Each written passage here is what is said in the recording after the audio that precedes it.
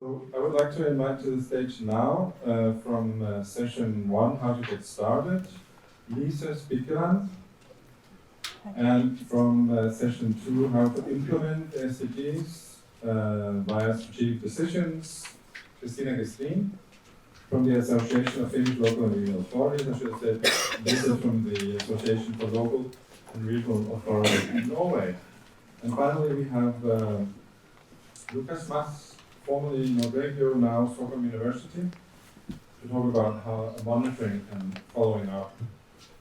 And basically, we will go through the questions discussed in the sessions, but of course we can go beyond that also, and I will ask each of you to give your reflections and feedback, and then of course we will open up for further comments. This is your chance to give a message to the ministers, so just bring it on. So Lisa, what is the most important factor to get started when you want to work with Sustainable Development Goals? First of all, I would say thank you for the opportunity to send that message to the ministers. I hope you agree on the messages that we will bring forward here. I'll just mention some keywords from the discussion. The most important factor to get started is to look into what do we do already, what plans and visions do we have, and how do we link this to the SDGs. In other words, what challenges do we have, and how do those challenges fit into the SDGs? Second keyword is to get the citizens involved. It makes the implementation easier. People want to participate, they want to be involved, and they expect to be involved. The third point, political leadership is crucial, not only as an intention, but also has to be put into action. That is a general challenge, to put intentions into practical actions. Invite someone to talk about how you can implement the SDGs at the local level. Make a story, explain how the SDGs can be used, and find methods on how to tell the stories to different target groups, internally and externally. And I'll just mention one challenge several in the group told us that was in our municipality, we already have our goals, we have our plans, we have our visions, we don't need more of them. Yeah, that's what I... Those were the final words. It's a challenge. Thank you. Okay, and then you had one more question in your session on how to get started. How do you engage, say, the private sector, but other sectors, or how do you basically engage others than yourself?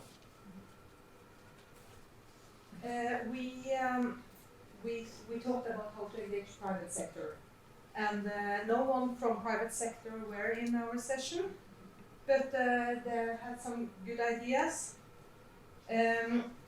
An example that was mentioned was a close cooperation between a municipality and housing enterprises in developing neighborhoods in areas with social and economic challenges.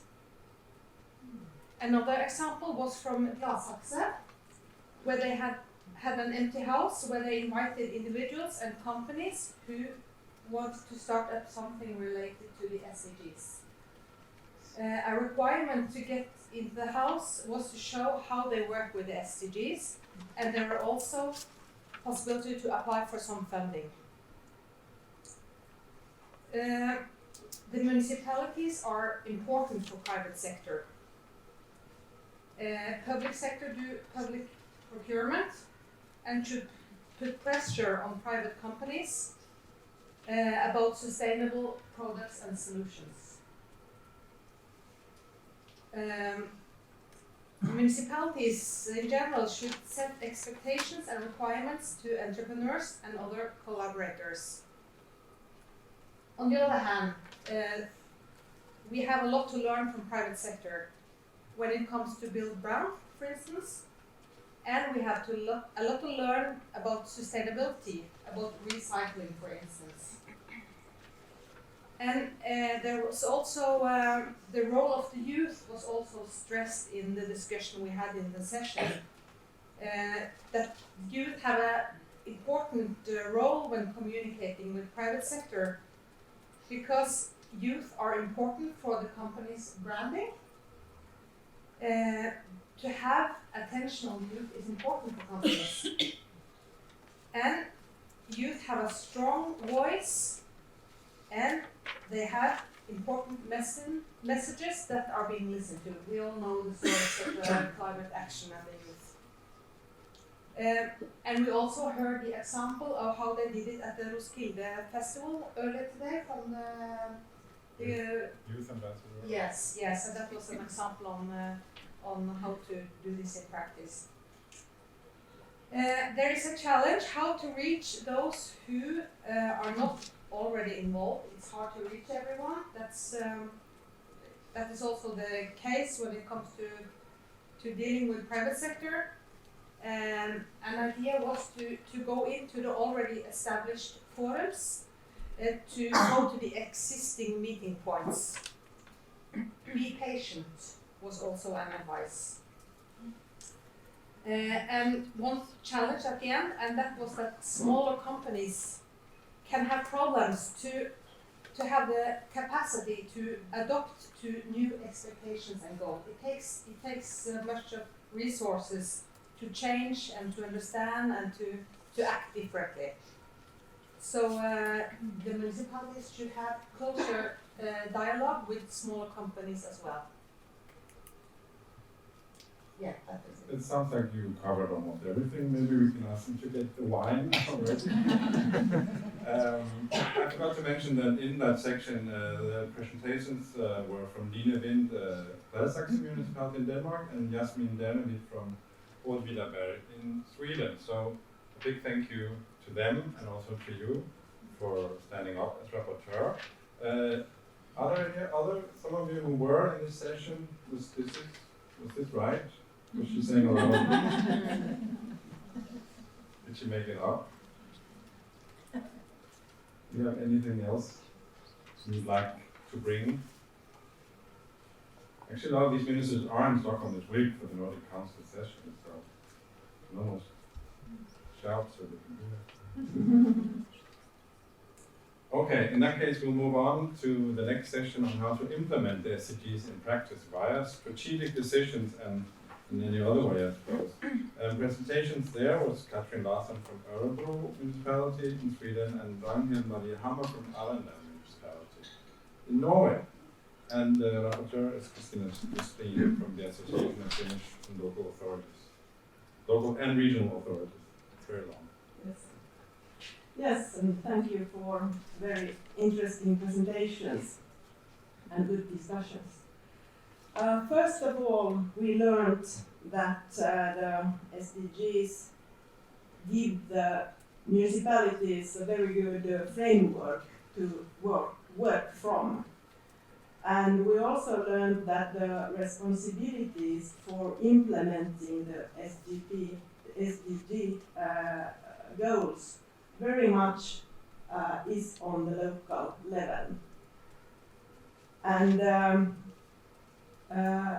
when implementation the goals, we should start from, in fact, the same thing as you mentioned, from involving the stakeholders and the citizens in the process. And there are a lot of different tools that can be used, and I think that very many municipalities in the Nordic countries could learn from each other about the tools that already have been used in many places. One thing that is really important is to the learning process and also to the awareness building process in this work. And once you have the goals and have decided which goals to implement in the municipality, it differs from municipality to municipality what goals you want to go for. Once you have them in place, or you have chosen them together with the citizens and politicians and stakeholders of all kinds, you have to decide about the targets and what you are going to measure, because as we know, what you measure is what you get. And to make this happen and succeed, there are a few things that are really important to remember and to take into account. First of all, the leadership.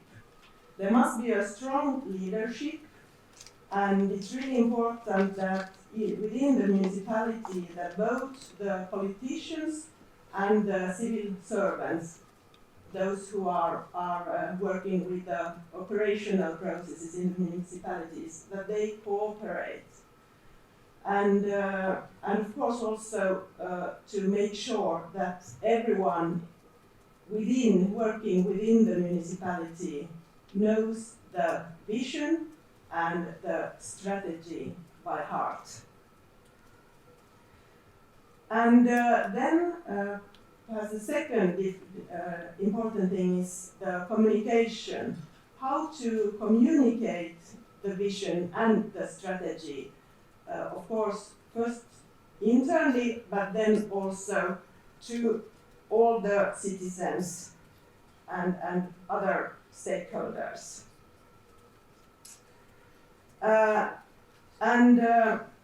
Why is it so important to include the politicians in the process? The answer is, of course, that for politicians there must be also very clear proof that what you do, what you put your money on really end up in results.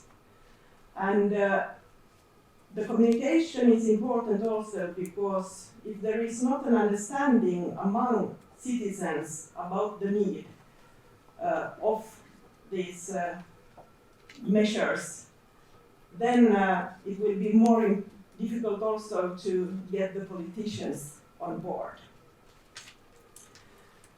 And we also spoke about the story. The strategy and the vision should not only be a vision and a strategy, but also a story that is well understood.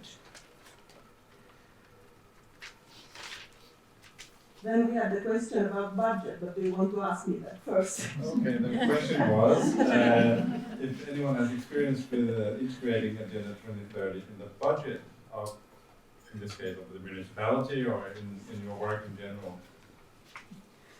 And it seems that quite few really have done this already. There are many municipalities where this process is going on, and they have started to try to implement the SDGs and the strategy and vision into the budget, but very few. I don't know if there is any who have really already made it. I mean, they are really in a learning process and they have the targets in place, but they are in the beginning of the process. So here I think that the message to the ministers is to support the municipalities and the local level to learn about the process, and I mean this is something, of course, that is very important also on the governmental level, not only on the local level. As I already said, the targets have to be measurable. And there has to be both a short-term perspective and a long-term perspective. And then one idea would be to have a kind of a checklist of things that you should look at when you are implementing the SDG goals and the process along that into the budgetary process. And perhaps that is also something that Nordic Council of Ministers and Nordic Council could work on, kind of a checklist that could also be a support for the local level. And then the artificial intelligence, that was also mentioned in the presentations. I think it was in Örebro that they have a project about that, and in what way artificial intelligence could be a support to implementing the sustainable development goals. So I think that this was about all. Thank you. Well, you're doing so well, so I completely forget the questions here. Yeah, Rolling was on. there still one? No. No, good. So we have an overall question, which I guess we'll take at the end, is what is actually needed to get, but that's embedded in everything you say. Any comments, questions, or observations to the task on, to the group on how to implement? It's one thing that I was thinking about also in terms of how to get started is really something I think Stefan was saying this morning about how to move from seeing this as a challenge to seeing it as an opportunity. And that sounds easy and very sort of like something like a consultant might say or something, but I know it's been discussed a lot also, how to actually do that. Did you discuss this in your group, for instance?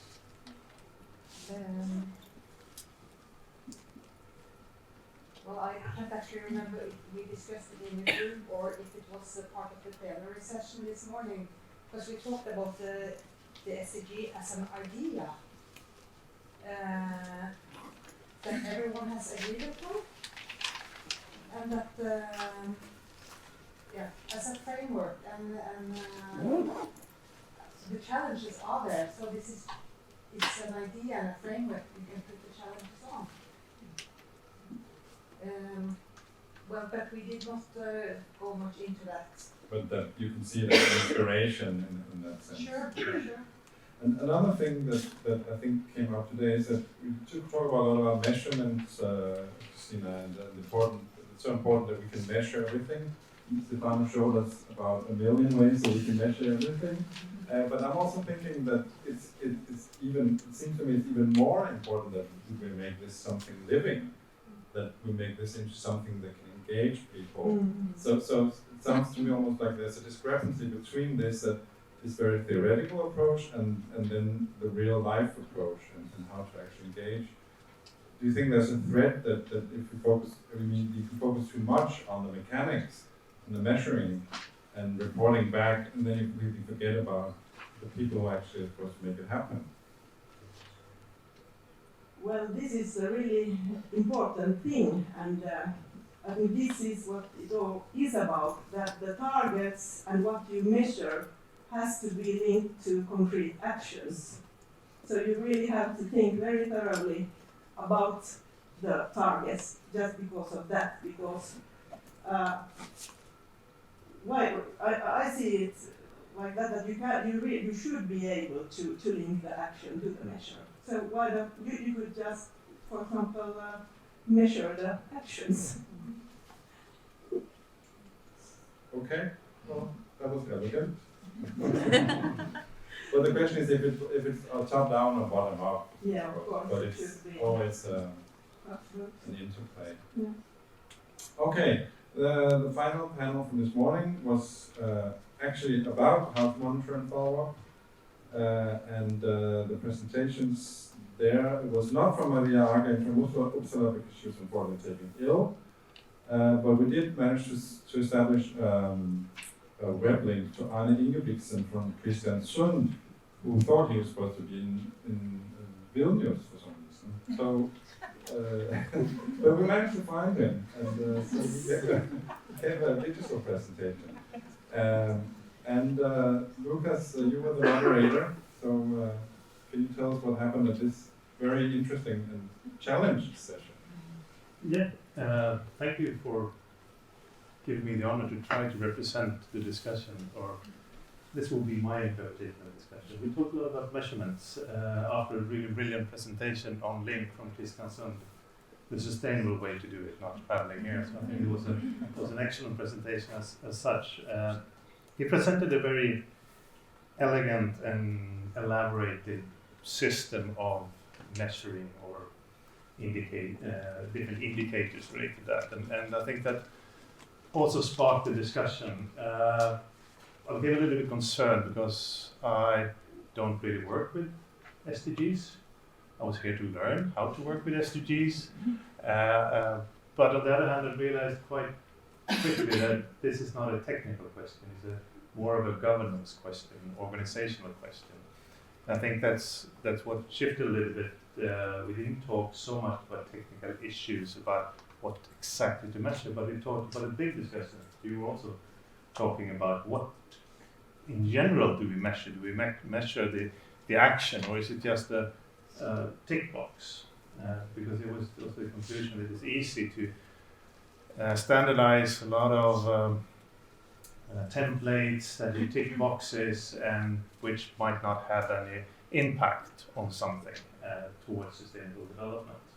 And then we haven't achieved anything. So kind of the lessons learned from it, if you want to make this very elaborate, they need to be useful, and they need to be useful for that particular organization that you're working with. And so I think that's one of the great takeaways. Then was the discussion, should there be a more holistic approach to measurement with a fewer kind of overarching indicators that's easily communicated to politicians, for example, have a green, red or yellow light, or should it be very, very detailed and related to very specific measurements, and both have their pros and cons. For example, having very detailed could be a way of empowering and engaging co-workers, that they really can see that they contributed something towards the SDGs as on a general level. On the other hand, that kind of can become just a tick box and nothing really happens in that situation. So I think rather than creating before creating the sophisticated systems, how are they going to be used? So that kind of relates back both to the startup phase and the implementation phase. Then I think one lesson that also took with me and became even more clear during this session that it was a governance issue, organizational issue, was that we often perceive the municipalities as a coherent unit of organization, but we also, when we come down to different divisions and departments, it's very, very different and different rationalities and logics within them. If we talk about the spatial planning division, or if we talk about the school division, they have different logic and different possibilities of implementing some of these SDGs in the system. So if we create an elaborate system, we need to recognize that. For example, the legal requirements for the school system is always more fundamental than the SDGs. They need to have certain requirements as such. So I think that's one thing when we talk about the municipality, which part of the municipality, which divisions, or we're talking about the civil servants or the political level as well. So I think we need to untangle the black box of the municipality a little bit more. But there was one word that kept popping up, and that was actually the Swedish word rådighet, which would be hard to translate into English because it could be translated into mandate or competence or power. The power over the question, but also the power to take action within that specific area. And the rådighet would also include some type of bravery to perhaps both kind of see that we have the responsibility, we can take the responsibility of this measurement that actually is being pushed upon us. And then there was, I think, one of the final comments was that, the national government, only one message for the ministers is that you should be very careful what you push on to the local authorities. You should, rather than pushing it on, you should have a dialogue with the municipalities before putting more responsibility on them and see what they have rådighet or power to actually do something about it. as you talked a lot about tools and processes, but another question at the session was, how do you have experience of using indicators to monitor the progress towards a specific SDG? So could you have reflections on that? There were some reflections and there were some interesting examples coming up, but it seems on one hand it was the smallest session. We were only 3 representatives from municipalities. One can interpret that perhaps this is where we're struggling right now. How do we measure follow-up? Now that we have passed a few years from the Paris Agreement, we also need to follow up. And that's, I think, that perhaps people are more in the implementation phase and starting moving over to the follow-up questions. So we never become really specific about that. On the other hand, there might be different types of tools out there. There's multiple tools, and we discussed some of them. And rather than talking about the specificities of each tool, we need to kind of be, what are we measuring, and are we actually measuring the output or the impact that has, rather than talking about the specific tool. I think that could reflect a little bit where we are in the process right now. And there seems to be a lot of creative discussions going around, and perhaps one of the takeaway could be that perhaps we should measure more the direction we're going in, rather than the specific goal achievement of that goal, because some of these might be contradictory. There was quite a discussion in one of the groups about kind of we shouldn't only measure the measurable, but also the change in itself. If we change direction, it might not be measurable in numerics or percentage, but if we can perceive a change more generally, that is equally important in a different type of qualitative measure. I think that's going to come up also in the reflection from the afternoon. This requires a whole new mindset. But now you just mentioned the Paris Agreement, and as we said earlier, this is not just about the environment, but people often think so, and it's very easy to fall into that trap, if you like. But did you discuss the challenge of explaining how complex and interconnected all of this is, and how things impact on each other, which obviously also makes it extremely difficult to monitor and follow up, because you take out something in one sector affects the other, and if you do something here, it will do something there, but you might not know that these connections. Yeah, I think that's the issue, and that's what a lot of discussion went around. Should we be we can elaborate very intricate systems of measuring very detailed, and we have an example of 180 different indicators being measured, but how can they be communicated, and how can they be interlinked? And there might be the interlinkage, and how do we then measure the interlinkage between the indicators?